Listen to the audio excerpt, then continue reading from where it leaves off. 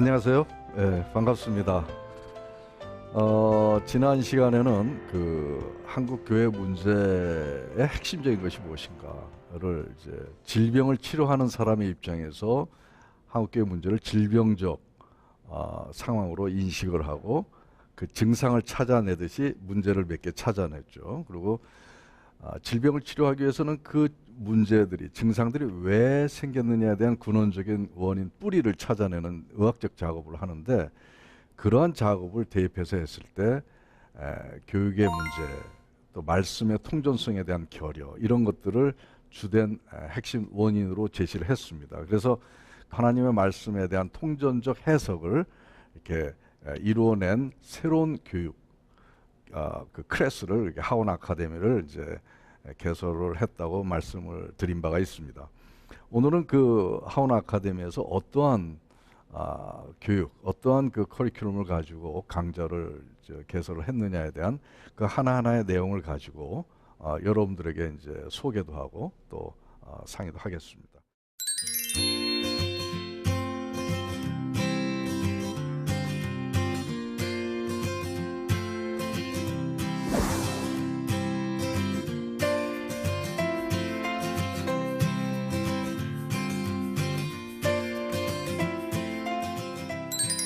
우선 첫 번째, 우리가 크리스찬으로서 어떻게 해야 더 하나님을 더 알고 가까이 가면서 천국 사람의 그 면모를 드러낼 수 있느냐에 대한 로드맵이라고 하시면 돼요, 이 강좌들이.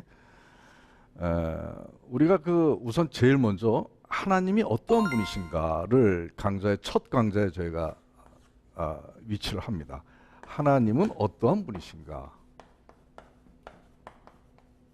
우리가 신앙생활을 하나님 때문에 하는데 하나님을 잘 몰라요. 하나님이 어떤 분이시죠? 그러면 잘 몰라요. 그냥 사랑의 하나님, 사랑이 많으신 하나님, 위대하신 하나님, 전지전능하신 하나님, 그 대단히 모호한 말로서만 하나님을 표현을 합니다. 근데 욥과 다윗 같은 경우는 아주 구체적인 언어를 사용해서, 시를 활용해서 하나님을 찬양합니다. 우리는 피조물로서 하나님을 하도록 고안이 되어서 창조된 피조물입니다. 근데 하나님을 찬양하고 그럴 줄 평상시 잘 못해요. 그냥 교회에서 가락을 붙여서 찬양은 하지만 그런 것이 저의 진솔한 고백이 아니에요. 공통적인 거죠. 하나님하고 자기의 관계 속에서의 진솔한 고백을 시를 통해서 다윗과 같이 할 수 있어야 된다는 것이죠. 근데 그렇게 하기 위해서는 하나님을 모르면 못해요. 하나님을 알아야 됩니다. 창조가 무엇인지, 하나님의 전지전능의 그 일들이 어떠한 레벨을 얘기하는 거지. 하나님은 사랑이시다 하는데 그 사랑의 하나님의 실체는 무엇인지, 이런 것들을 우리가 알아야 하나님을 찬양할 수 있는 언어가 입에서 나오는 거죠. 바로 이러한 훈련을 우리는 시켜야 되겠다는 것이죠. 그래서 우리가 창조를 단순히 창조하셨다는 걸 끝나지 아니하고, 창조는 고증할 수도 있고 사람의 생각으로 헤아릴 수도 없는 영역이지만 우리 나름대로의 의식체계 안에 하나님의 창조에 대해서 아주 리얼하게 할 수 있는 만큼 최대한 알려드려야 된다는 거죠. 그랬을 때 그 창조에, 사실 들풀 하나 과학이 발달해도 못 만드는 게 인간 아니겠습니까? 엄청난 그 창조의 그 사역에 대한 존경과 경외와 그 감동과 감탄을 우리가 누릴 수 있어야 됩니다. 그것이 바로 하나님의 진정으로 찬양하는 첫걸음이 되는 것이죠. 그래서 그러한 것들을 알려드려야 되겠다. 그 다음에 그래야 이제 하나님하고 피조물, 창조적 피조물과의 관계가 정립이 돼가지고 완전히 저러한 분이시구나, 하나님이 저렇게 위대하신 분이고 정말 우리가 뭘 붙들고 살았는지 모르지만 하나님을 붙들어 사는 것이 전부구나 하는 그런 고백이 저절로 나오도록 하나님을 이렇게 띄워야 됩니다. 하나님을 알려야 되는 것이죠. 근데 우리가 하나님을 제대로 알지 못하다 보니까 그냥 인간의 눈으로 자기의 생각으로 하나님을 재단해서 자기 하나님을 믿고 있었던 거예요.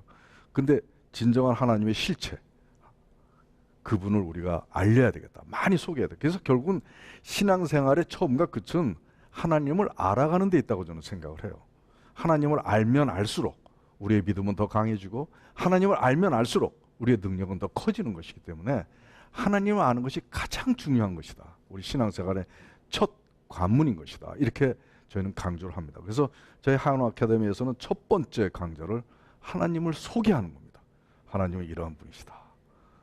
같이 공감하고 감동하고 자기 의식체계 안에 하나님을 집어넣고 하나님 아버지, 예수님, 성령 하나님에 대해서 우리가 구체적으로 보이진 않지만 보이지 않는 그분들을 우리 의식체계 안에 믿음으로 집어넣어서 그분을 자연 속에서도 발견하고 삶 속에서도 발견하고 여기저기서 개입 안 된 하나님의 손길과 섭리하심을 발견하면서 저절로 입에서 다윗과 같이 찬양하는 시가 나와야 된다.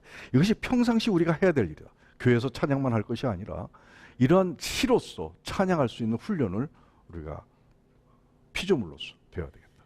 바로 그래서 첫 번째 강의를 하나님 어떤 분이신가 이것을 아주 리얼하게 할 수 있는 만큼 저희들이 소개하는 시간을 갖습니다. 그 다음에 두 번째 강좌는 거듭남에 대해서 저희들이 이제 다룹니다. 우리가 천국 열차에 이루는 조건이 거듭남입니다. 거듭나지 않으면 천국 열차에 탈 수가 없습니다. 근데 실제로 우리 제가 제자 훈련들을 시켜보면 신앙생활 20년, 30년 하신 분들 많죠.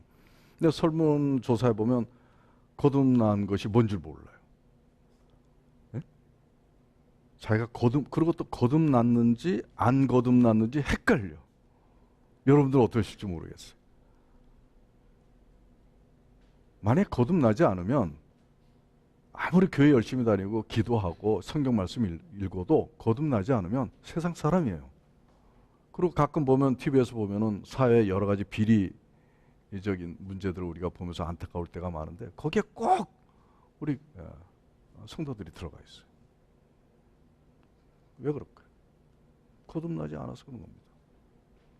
만약에 거듭나면 서서히 달라집니다. 거듭남의 조건이 뭡니까? 바로 성령입니다. 물과 성령으로 거듭난다고 주님께서는 거듭남의 조건을 말씀해 주셨어요. 바로 성령이 임재해 있는 변화냐, 믿음의 고백이냐, 성령이 임재하지 않는 믿음의 고백이냐. 주님을 구주라고 시인했지만 그것은 진정한 입으로만의 시인이 아니에요. 마음으로 고백을 하고 마음으로 시인을 해야 되는데 이게 너무나 싸구려같이 전도가 됐던 거예요. 실제로 하나님의 신비한 도를 깨닫는 그것을 이끌어내는 전도의 사역이 너무 보험 세일 하듯이 되어버리다 보니까 믿으면 입으로만 시험하면 다 천국 가는 걸로 우리가 착각하고 신앙생활을 하는 경우가 많았던 것입니다. 그 속에 진정한 성령께서 임재하심으로 역사된 거듭남의 역사가 이루어지지 않으면 세상 사람과 진배 없다는 것입니다. 거듭남이 도대체 뭡니까? 이제는 세상 사람이 아니라는 겁니다. 천국 사람이라는 겁니다. 그동안 자신의 내면을 사탄이 지배했지만 이제는 성령께서 지배한다는 것입니다. 그리고 자기 인생의 주인이 그때는 여태까지는 자신이었지만 나의 구주이신 주님이시라는 것입니다. 근데 그렇게 되고 있습니까? 우리 현실이? 사실 그렇지 못하죠. 그러다 보니까 거듭남이 뭔지도 모르고 헷갈리는 사람들, 내가 거듭났나? 이러면서 거듭난 자로서의 삶을 살아가지 못하는 것입니다. 이 거듭남은 우리 하나님을 아는 것에 버금가는 대단히 중요한 조건이고 관문이 되는 것입니다. 이것을 우리가 집중적으로 다루지 않으면 우리 그 교회에서 교인들이 천국에 가지 못할 교인들이 훨씬 더 많아지는 그런 불상사가 생기는 것이죠. 이제는 진정한 거듭남을 이루도록 거듭남에 대한 진정한 의미와 그것을 거듭남에 이르는 길을 우리가 가르쳐 줘야 되겠다. 그 다음에 세 번째가 이제 성령님에 대해서 성령님은 어떠한 분이신가? 말씀드린 대로 이제 성령님 없이는 거듭나지도 못하고 성령님 없이는 천국에 갈 수가 없는 것입니다. 근데 중요한 것은 성령님의 임재를 했는지 안 했는지 모르는 거예요. 바람이 어디에서 오고 불며 모르듯이 성령님의 역사는 우리가 인지할 수가 없어요. 의식세계 속에서. 그러다 보니까 내가 성령님이 계신지 안 계신지 모르는 거예요. 이런 헷갈리는 신앙적 모습이 우리한테는 상당히 많이 있어요. 그런데 우리는 성령님을 확실하게 알아야 되겠다. 확실하게 알아야 되겠다. 그리고 성령의 임재에 대한 정확한 의식을 갖고 있어야 되겠다. 근데 그 길을 알려주는 거예요. 그 길은 첫 번째가 뭐냐? 성령님의 우리 내면에 역사하시는 그 역사는 성령님의 단독 역사가 아니라는 사실입니다. 성령님이 주도적으로 하는 경우도 있습니다. 하나님의 뜻에 의해서. 근데 대부분의 보편적으로는 인간의 몫이 있다는 것입니다. 내가 문 밖에서 두드리노니 너희가 문을 열면 내가 들어가 너 더불어 먹고 그는 나와 더불어 먹으리라. 너희가 어떻게 한다고요? 문을 열면. 문을 열어야 되는 우리의 몫과 우리의 역할이 있다는 것입니다. 바로 이러한 그 몫을 우리가 역할을 충족시키지 못하면 성령의 임재는 쉬운 일이 아닙니다. 이것을 우리가 니고데모와 삭개오에 의해서 그 길을 찾아서 알려드리는 교육을 하게 됩니다. 그 다음에 또 하나는 성령 임재와 성령 충만은 또 다르다는 것입니다. 성령 임재는 성령의 주도적인 역사에 의해서 더 많은 부분을 차지하지만 성령 충만은 또 다른 은혜의 축복의 장이 열리게 되는 것입니다. 임재했다고 해서 항상 충만한 건 아니죠. 충만의 조건을 우리가 가르쳐주죠. 우리가 성령 충만하면 우리는 완전히 다른 존재가 됩니다. 우리는 다른 언어를 다른 방언이 아닙니다. 그동안 이런저런 말을 했다면 이제는 사람을 살리는 말을 하게 될 것입니다. 성령이 충만하면 이제는 자기 그 공동체 속에서 해야 된 일을 했지만은 이제는 그 공동체를 하나님 기뻐하시는 아름다운 공동체로 구현하는 그런 인물이 되는 것입니다. 바로 이런 성령 충만에 이르는 길을 가르쳐 드립니다. 이 성령 충만은 대단히 많은 그런 우리들의 그 내면의 조건들을 조성해야 되는 그런 훈련이 필요합니다. 사실 하나님은 성령님은 보이진 않지만 느낍니다. 하나님은 애초에 우리 인간을 만드실 때 당신의 생기를 어디에다 불어넣으셨죠? 코에다 불어넣으셨어요. 코에 불어넣었다면 그 생기, 그 에너지가 영적인 그 최고의 그 에너지가 코를 통해서 어디로 갔겠어요? 기관지를 통해서 폐로 가면서 전신으로 순환이 되겠죠. 우리가 산소를 호흡하듯이. 바로 우리 몸에는 이 몸뚱아리만 있는 게 아니라 이 몸 속에 영이 존재하는 공간이 있다는 것입니다. 우리가 그 공간을 다시 한번 확인하는 거예요. 여기에 영께서, 성령께서 임하시는 공간이 있구나 하는 자기의 모습을 발견하면서부터 성령님하고는 뗄래야 뗄 수 없는 그런 관계가 시작이 되는 것이죠. 성령을 저 멀리 막연하게 치부했던, 인식했던 그런 것에서 내 안에 그 영의 공간 속에 성령이든 악령이든 영의 존재가 거하고 있구나. 이런 것을 인식하면서 성령님을 이제 인지하는, 감지하는 겁니다. 보이지 않기 때문에 의식세계가 아니라 이 내장신경에서 느끼는 겁니다. 바람은 안 보이지만 느낄 수 있듯이 성령의 역사는 느끼게 되는 것입니다. 느껴가면서 성령님과 함께하는 것입니다. 그리고 성령님은 인격체라고 하셨습니다. 신이시지만 인간처럼 일하신다는 겁니다. 우리가 가끔 어떤 가상 영화 같은 걸 보게 되면 대단한 그 우주의 주인인 것처럼 하면 사람들을 노예처럼 생각하고 노예처럼 그런 것들을 가끔 보잖아요. 성령님은 신이시지만 우리를 노예처럼 생각 않고 우리 인간의 레벨에서 내려오셔서 우리의 자질구레한 문제, 지저분하고 더러운 그래서 제가 성령님께 기도할 땐 지저분한 기도를 하라고 제가 얘기합니다. 절대 거룩한 기도하지 말라고 얘기해요. 성령님, 아까 어떤 저 봤는데 이렇게 음욕이 생겼어요. 아까 어떤 저 말하는 거 보니까 얼마나 보기 싫은지 정말 꼴 보기 싫어 혼나서 이런 기도하라는 겁니다. 카운셀 역할을 해주고 헬퍼 역할을 해주고 그 마음을 고쳐주시는 분이 성령님이신데 성령님하고 그렇게 실생활에서 차질구레하고 지저분하고 더러운 자기 내면을 그걸 누구한테 얘기하겠어요? 친구한테 얘기하겠어요? 부모한테 할 수 없는 것들이 너무나 많아요. 자기 내면이 더러워서 은밀한 가운데 인격체이신 인간이시나 신이 아니라 신이시지만 인간의 모습으로 마음으로 이해하시고 나의 어려움도 다 이해하시고 이분처럼 훌륭한 자기의 동반자 프렌드가 어디 있습니까?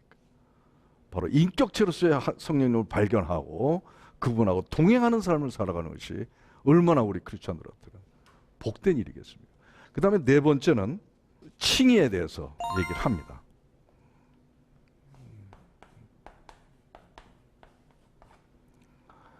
하나님이 기뻐하시는 참 잘 만들었다 이렇게 칭찬하시던 인간의 모습이 딱 하나의 잘못으로 이런 사탄의 지배를 받으면서 변화된 우리들의 자아상들을 보면 너무나 하나님과 다가갈 수 없는 그런 존재이지만 꼭 마치 노숙자가 그 쓰레기통에서 쓰레기를 주워 먹고 길거리에서 자고 그 더러운 사람이 7성급 호텔에 초대된 거나 똑같습니다. 우리의 형편이 이러한 이 죄인들을 의인으로 만드신 신통방통한 그 신비한 비법이 바로 칭의에 담겨 있습니다. 우리는 죄인이지만 의인이 되었다라고 하는 그런 아주 놀라운 그 오묘한 그 방법을 하나님은 사용하셨어요. 바로 이 칭의의 그 섭리, 이런 걸 우리가 배웠을 때 하나님께 얼마나 감사함을 드릴 수 있는지 느끼게 되고, 칭의를 받아서 의인이 된 자로서 가끔 보면은 자기가 의인인지 아닌지 몰라요. 내가 어떻게 의인이에요? 아유, 어제도 뭐 화내고 싸움하고 그랬는데. 의인입니다. 비록 자기는 죄인이지만 자기가 의인이라고 하는 아이덴티티를 가졌을 때 의인에 합당한 삶을 산다는 것이죠. 바로 그 노숙자가 7성급 호텔에 초대됐는데 그 더러운 옷을 그대로 입고 그 하얀 시트에서 자겠습니까? 다 벗고 목욕 재개하고 깨끗한 시트에서 자는 사람이 자야 되겠죠. 근데 어떤 사람들은 그냥 그대로 자는 거예요. 7성급 호텔에 초대됐는데 그 더러운 모습을 그대로 자요. 칭의의 은혜를 받지 못해서 그래요. 자기 의인이라고 생각을 안 하고 사는 사람들이에요. 옛날 그들의 모습으로 사는 것이죠. 바로 칭의라고 하는 것을 통해서 우리가 7성급 호텔에 초대됐을 때 우리는 어떠한 사람인가? 그대로 자는 사람인가?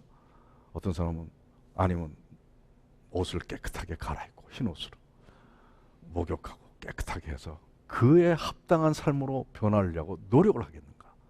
바로 이것은 칭의의 이 개념 속에서 이루어지는 우리의 존재 변화에 대한 확신을 할 수 있게 되는 것입니다. 그 다음에 다섯 번째, 성화입니다.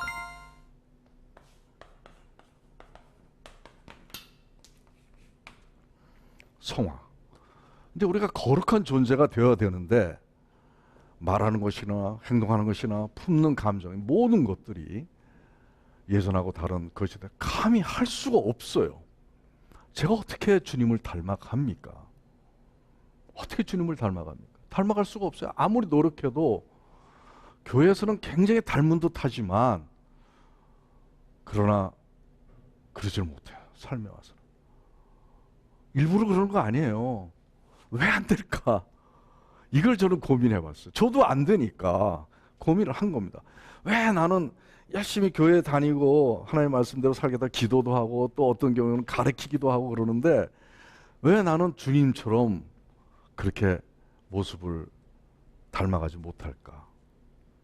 어떻게 하면 성화가 이루어지냐?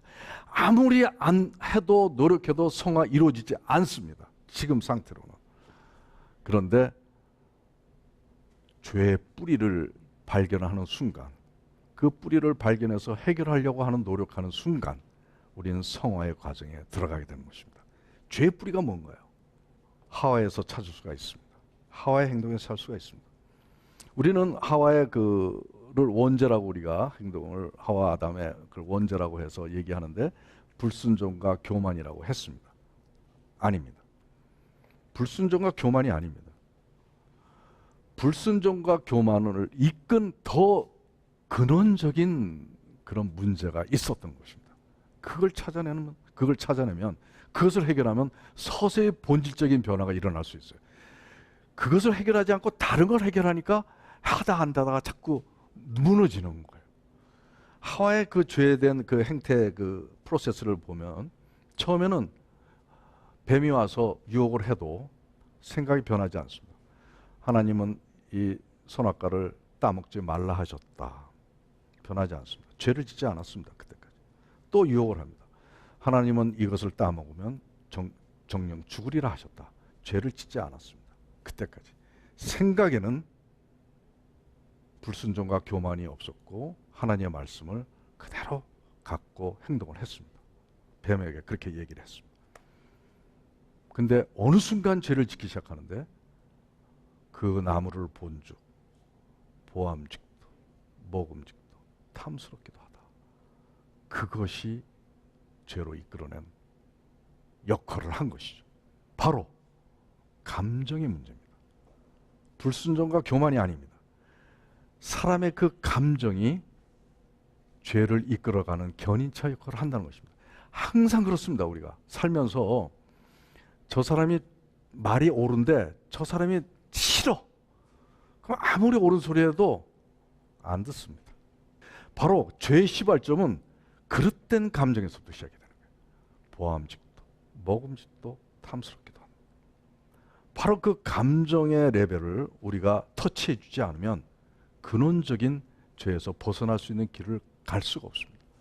바로 그것을 해결하면 바로 성화의 첫걸음을 갖게 되는 것입니다. 그래서 저희가 이 성령님과 함께 우리 내면에 그 뿌리 박혀 있는, 이런 경우에는 화내게 돼 있고 저런 경우는 미워하게 돼 있고 그렇게 입력되어 있는 그 감정의 패턴을 성령 안에서 죄와 사망의 법에서 생명의 성령의 법으로 변화시키는 작업을 부단히 죽을 때까지 하는 것입니다. 이것이 바로 성화에 이르는 길에 우리가 들어서게 되는 것입니다. 그 자체를 하나님은 기뻐하시는 거예요. 완전한 성화는 이룰 수가 없죠. 근데 그러한 성령님과 함께, 성령님이 화내지 말랬으니 나 화내지 않을 거야. 그것이 바로 성화의 표현입니다. 이제 이와 같은 성령과 동행하면서 새로워지는 성화의 과정을 같이 성공적으로 이끌어가는 삶을 이제 가르치게 될 것입니다. 그 다음에 이제 사랑입니다.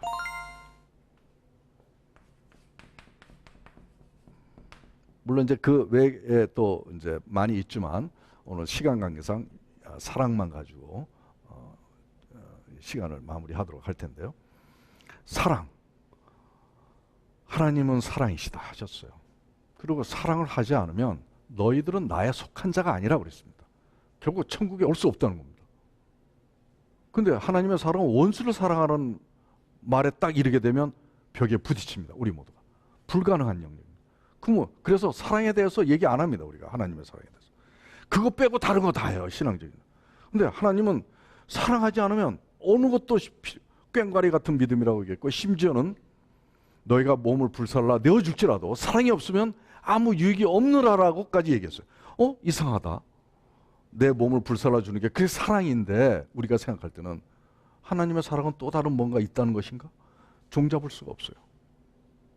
원수를 사랑할 수도 없고 또 하나님의 사랑은 우리가 생각하는 사랑하고 뭔가 다른 것 같아요. 또 하나님은 사랑을 계명이라 하셨어요. 선택사항이 아니었습니다. 반드시 지켜야 되는 필수 조건입니다. 좋아서 해서 싫어서 해서 아닙니다. 반드시 해야 되는 계명입니다. 근데 우리는 그 사랑을 도외시하고 있습니다. 이제 하나님의 사랑의 실체를 찾아야 됩니다. 그 실체를 찾아서 우리 삶에 적용해야 됩니다.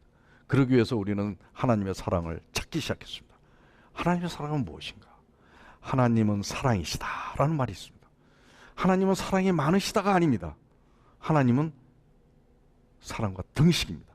창조서부터 모든 하나님의 사역은 그 속에 사랑의 근본 정신이 깔려 있습니다. 베드로 후서에 보면 믿음의 덕을, 덕의 지식을, 지식의 절제를, 절제의 경건을, 경건의 형제 우애를, 형제 우애의 사랑을 더하라. 이런 사랑에 이르는 단계를 알려주셨습니다. 우리가 진정한 거듭남의 믿음에 이르면 그 다음에 선한 일을 하게 되는 것이 덕을 쌓라는 것입니다. 사람들에게 이제는 해코지 했으면 이제는 선한 일을 해라. 그리고 덕의 지식을, 이제는 그동안 세상 지식을 알았지만 이제 하나님의 천국 지식을 알게 되는 단계에 가게 되는 것이다. 말씀을 보면 이것이 천국의 문화요, 천국의 규율이요, 천국의 삶의 모습인 것을 배우기 시작합니다. 그렇게 지식을 알게 되면 그 다음에 절제가 일어납니다. 이 절제는 자기의 물질을 절제하는 것이 아니라 자기가 절제되는 것입니다. 자기가 욕심냈던 것, 자기가 계획했던 것은 자꾸 작아지고 절제되고 그 대신 성령으로 채워지는 것이 많아지는 것입니다. 그랬을 때 성령의 사람으로 변화되고, 그랬을 때 경건에 이르게 되는 것입니다. 우리 그리스도인의 로망이 뭡니까? 경건입니다. 경건에 이르는 우리의 존재가 되는, 그 다음에 형제 사랑이 그 우에 있습니다. 나는 경건이 형제 우의 사랑보다 더 큰 레벨인 줄 알았더니 형제 사랑, 이웃 사랑. 이웃 사랑은 타인에 대한 사랑이에요. 자기 말고 모든 사람을 사랑하는 마음을 가져야 된다. 그것이 하나님의 계명이었던 거예요. 근데 경건보다 우에 있어요. 경건까지는 자기 믿음을 이루는 것입니다. 그런데 사랑은 이제 다른 사람을 믿음을 이루는 것이죠. 그러니까 더 어려운 거예요. 바로 이런 하나하나의 그 사랑에 이르는 단계를 우리가 실천했을 때 우리는 사랑의 존재로 변화되는 것이고, 고린도전서 13장에 보게 되면 사랑의 동목을 이루는 가치들이 굉장히 많이 있습니다. 왜 이렇게 복잡해? 사랑 하나면 되지. 온유하고 뭐하고 이런 하나의 것들이 다 사랑을 이루는 것이고, 공동체를 아름답게 이끌어내는 생명 섭리가 바로 사랑인 것을 알게 된 것입니다. 바로 이러한 것을 단순히 좋아하고 헌신하고 이런 차원이 아니라, 하나님은 죽이기도 하고 징벌하기도 하고 심판하기도 하고, 여리고성 같은데 뭐 구약시대 보면 한 명도 남기지 말고 다 죽여라 그래요. 그것도 사랑인 것입니다. 그래, 하나님의 사랑의 특징과 실체, 개념도 우리가 잘 배워서 사랑의 존재로 거듭나는, 그래서 그렇게 거듭난 사람들이 한국교회를 바꾸고 사회를 바꿀 수 있는 생명의 복의 근원이 되는 것입니다. 바로 이러한 것들을 이제 저희들이 가르치게 될 것입니다. 아무튼 이러한 새로운 접근과 해석을 통해서 하나님의 말씀을 우리 삶과 공동체에 온전케 적용하는데 우리가 성공만 할 수 있다면 한국교회 바뀔 겁니다. 먼저 우리가 바뀔 겁니다. 그리고 바뀐 우리 때문에 사회가 바뀔 것입니다. 이 땅을 향한 하나님의 뜻이 이루어지는 순간이 될 것입니다. 고맙습니다.